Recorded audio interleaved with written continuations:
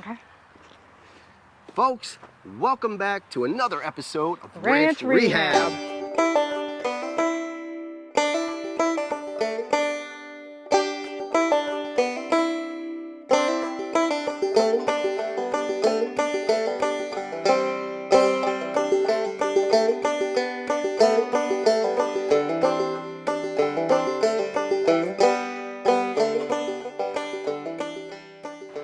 Okay, so like this tree, this is a mountain laurel tree. So it'll be beautiful. It'll have these gorgeous purple blossoms, like bluish purple. And it cascades down. It's really nice except when you're trying to mow it, right? Because like it has all these little dingle things that grab your hair and stuff when you go by. So I have to really trim it really well here. But it's, as you can see, it has grabbed a hold of these wagon wheels, but we've had to like prop it up and to kind of like guide it. But these wheels are really, really heavy. So because they're so heavy, they're starting to, we're just gonna have to reposition this whole thing. Because otherwise, the wheels are gonna be on the ground.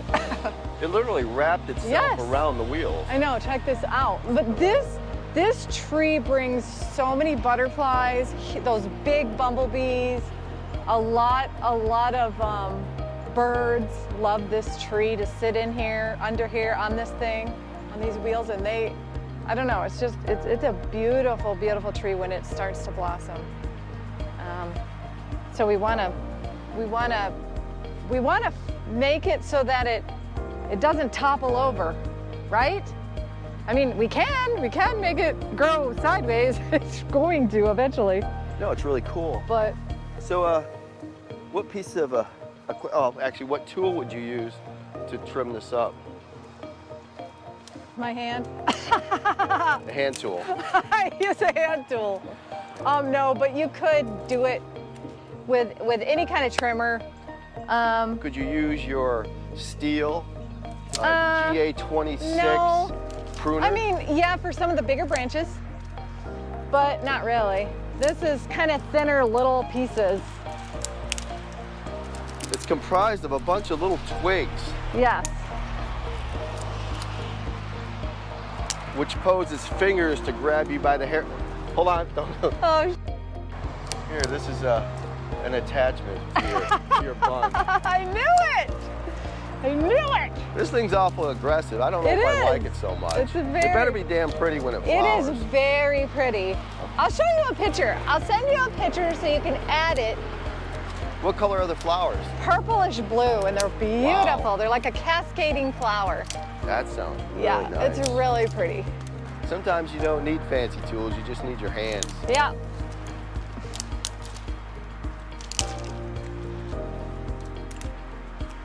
Hey, The Amazon truck's here. we got another delivery. We always have deliveries ranch. here with all the guests and the things that we need. See, I bet you there's a lot of fancy methods. Okay, on yeah, how to let me cut show you these, this. but Okay, this is basically what I do. Okay, when I take a branch and I'm trying to like, first of all, I break it, and then I push it away, like whatever direction I'm trying to get rid of it. Where'd you crack get that it. technique from? Did you Doing design it a yourself? lot. Oh, trying to break grapevines. Grapevines? Yeah. Because they are hard to break.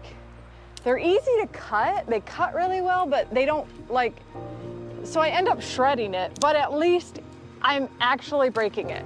That's the upside. And any kind of a viney branch or tree like this, they recuperate exceedingly well with this method. They don't need a lot of TLC to repair themselves. They're not sensitive. Vines are not sensitive. You didn't catch that move I just did you? What'd you do? I was looking at the thing, and I was kind of going like this. Like that around? Nice. Well, I was doing that, you know, the size, the height of you. Oh yes, that's awesome. Yeah. I'm See, using that those as are my the gauge. details that are wonderful about Will. He's always thinking. He's always thinking about people. Okay, see that? Look how That they- would have been a hard one. Look if how I they didn't- intertwine. I know. That's And what I do with that is just like fucking snap it. That's cool. It is. You sure you can't use that for some sort of thing for your hair? Possibly. Yeah, that's nature right there, folks. It If is. she would have put that in her hair, that's nature. That is. It's pretty cool. It's crazy. No, that's cool stuff.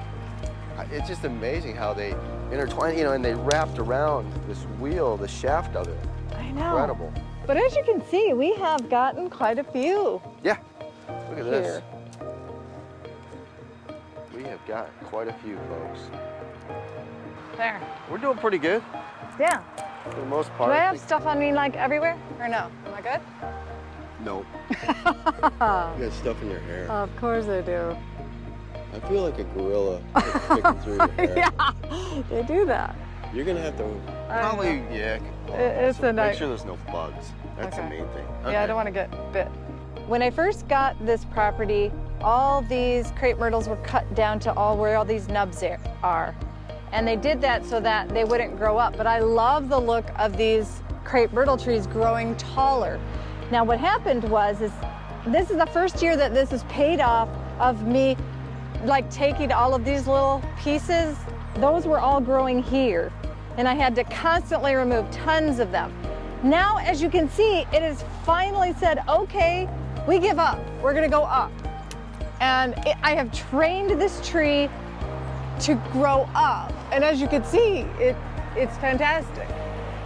All these branches that go out into this driveway, gone, right? And like here's an example. This one hasn't quite gotten the gist of things yet. It's close, but it wants to grow where it was trimmed off every time last time. So I have to come in here and remind it to grow where I want it to. And a lot of these are just dead. So I'm training this tree. And so you see all this? Like, I might use my actual tool or not. See? And then it just looks beautiful, and it has this long, and then I'll just trim this off with my new steel. I mean, a lot of this I can do by hand, but then there is things I can't do. So the things that I can't do, it works fantastically for. So yeah, there's a lot of trees here. There's probably I don't know, probably like 35 trees here. So I basically do this. I'm training it. Anything that's growing towards the driveway goes bye-bye. This is requiring less and less effort and time each year that I do this, which I love because I have a lot of these trees and I do love them. Crepe myrtles are just beautiful flowering trees. They're just gorgeous. Like, I want to put lights on these this year. It looks like you really did a great job guiding it. Yeah, That looked good. I think so. Like, these are my favorite trees. I have done a lot to make these gorgeous. They look great. They really do. I'm really happy. I like how they're nice and clean. Yes. You know, about. Well, I just wanted them to grow tall. Like, Right. they seemed so stunted. So around 6 foot, they're really clean, and then they start Yeah. coming in with the leaves and the branches. And it looks great. The shape of them looks beautiful. I know. Okay, so like eventually I'm just gonna cut, like as you can see right here, this is a great area for bugs and insects to get into this. Now, it's not that serious. If I cut this right here and then wound heal it, this whole branch won't be here, but this will be now potentially exposed to bugs. So every time you do a cut on these, especially anything where gravity is going to settle water or things are going to settle, bugs will also settle and make a nice home and rot all this away. As you can see, this is just coming apart like crazy. Why? It's rotted from bugs. As soon as I pick this apart, bugs come out. And then what does that say? If you take your camera and look right here, there's another hole right in the center of this thing. What kind of bugs? Oh, ants. Oh, I don't know what that was. But what happens is it just attacks all this area, and like all this can be broken off. Nice. So pretty. Yeah. And now take a look at the tree line. Look how nice and straight this is. Oh yeah. It's beautiful. That is fantastic. I love it. Looks great. You did a good job getting crepe myrtles to go cooperate. more straight up as opposed to out and hitting vehicles as they drive by. Woo! Yeah, this is beautiful right here.